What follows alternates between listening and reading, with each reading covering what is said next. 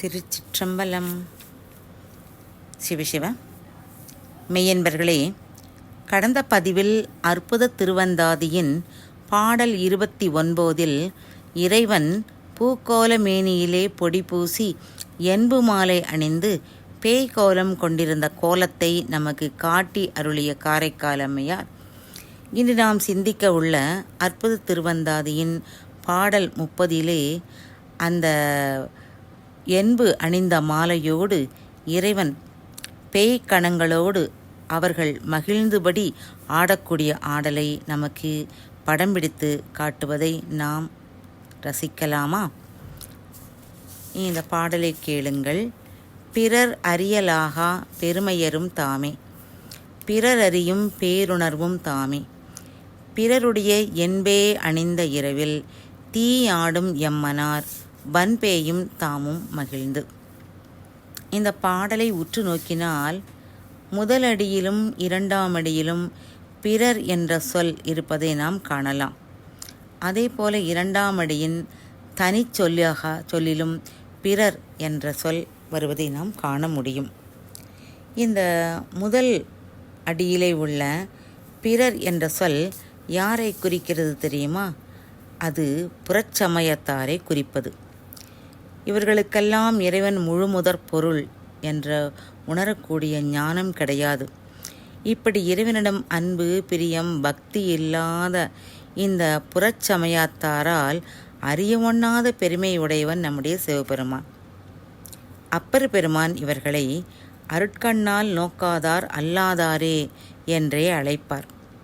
அடுத்து இரண்டாம் அடியிலே வரக்கூடிய பிறர் என்ற சொல்லானது மேலே சொன்ன புறச்சமயத்தாரோடு தொடர்பில்லாத மெய்யடியார்களை குறிக்கும்.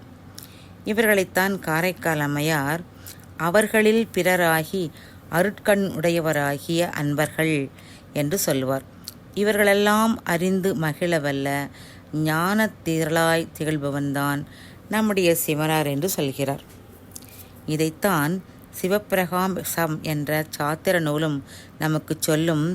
புறச்சமயத்துக்கு இருளாய் அகச்சமயத்துக்கு ஒளியாய் என்று.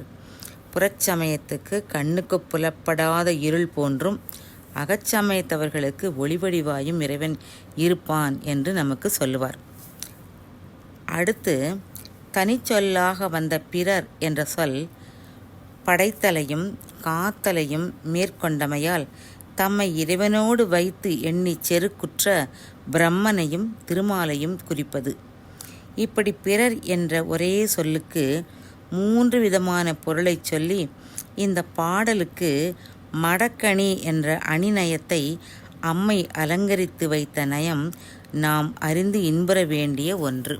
எம்பெருமானாகிய நம் சிவபெருமான் தம்முடன் வைத்து மூவரென்றே எண்ணி இறந்தொழிந்த மற்ற திருமால், பிரம்மா ஆகியோருடைய எலும்புகளை அணிந்து வருபவர். அப்பர் பெருமான் பாடுவாரே, பிரம்மனும் போய் இருங்கடல் மூடி இறக்கும் இறந்தான் கலேபரமும் கருங்கடல் வண்ணன் கலேபரமும் கொண்டு கங்காளராய் வருங்கடல் மீள நின்ற எம் இறை நல்வினை வாசிக்குமே என்று சொல்லுவார். நம்முடைய மணிவாசக பெருமானும் தன்னுடைய திருச்சாளலிலே இந்த இறைவன் பிரம்மா அயனுடைய இறந்த எலும்பு உடல்களை மேலே தூக்கி போட்டுக்கொண்டு கங்காளராய் காட்சியளிப்பதை எப்படி சொல்கிறார் பாருங்கள். ஒரு பெண் கேட்கிறாள், நங்கா இது என்ன தவம்? நரம்போடு எலும்பணிந்து கங்காளம் தோள் மேலே காதலித்தான் காணேடி. அதுக்கு மற்ற பெண் சொல்கிறா, கங்காயலம் ஆமா கேள், காலாந்தரத்து இறைவன் தம் காலம் செய்ய தரித்திரன் கால் சாலேலோ என்று.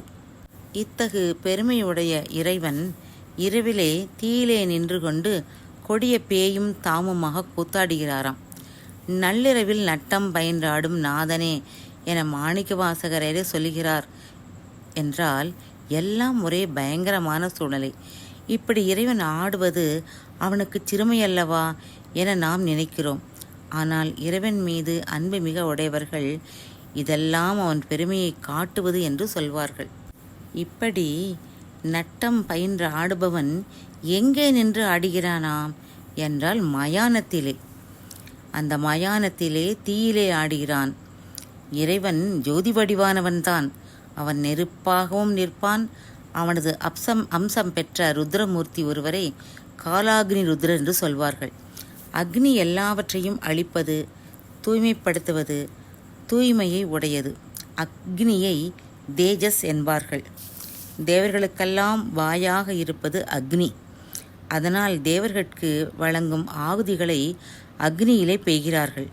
அத்தகைய தூய்மை உடைய அக்னி எந்த இடத்தில் இருந்தாலும் தூய்மை கெடுவது இல்லை. அது மயானத்தில் இருந்தாலும் சரி, வேள்வி குண்டத்தில் இருந்தாலும் சரி, அக்னி அக்னிதான். அது என்றும் தூய்மை உடையது.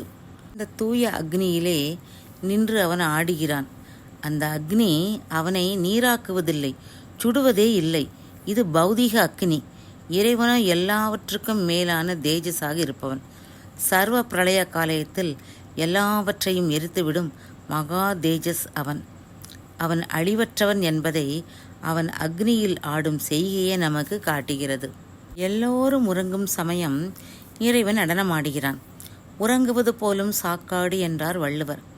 இந்த உறக்கமே தினப்பிரளயம் என்பர். எல்லா உயிர்களும் இறைவன் திருவடிக்கு கீழ் ஒடுங்கி கிடக்கும் சர்வ பிரளயம் போன்றது அது. பிரளய காலத்திலும் இறைவன் மகிழ்ந்து ஆடுவது ஏனென்றால், உயிர்கள் இன்ப துன்ப நிகழ்ச்சியின்றி நன்மை தீமை செய்யாமல் அடங்கி கிடக்கும் காலம்தான் இந்த உறக்க காலம். எல்லாம் ஒடுங்க தான் மட்டும் நித்திய பொருளாக நின்று இயங்குவதை குறிப்பதுதான் இந்த நள்ளிரவிலே மயானத்திலே நடனமாடுவது செயல். இந்த மயானம் கோவிலுக்கு ஒப்பானது. நடனக்கலை என்றால் என்ன என அறியாத பேய்கள் எப்படி ஆடுவது என்பது குறித்து அவைகளிடையே எந்த ஒத்த கருத்தும் கிடையாது.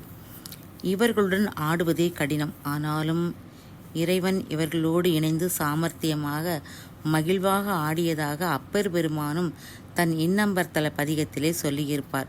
பிணங்கி நின்று இன்னையென்று அறியாதன பேய்கணத்தோடு இணங்கி நின்று ஆடின இன்னம்பிரான் தன் இணை அடிகளே என்று. இப்படியாக இறைவனின் தன்மையை இப்பாடல் மூலம் நமக்கு காட்டி அருளுகிறார் காரைக்கால் அம்மையார். சிற்றம்பலம்.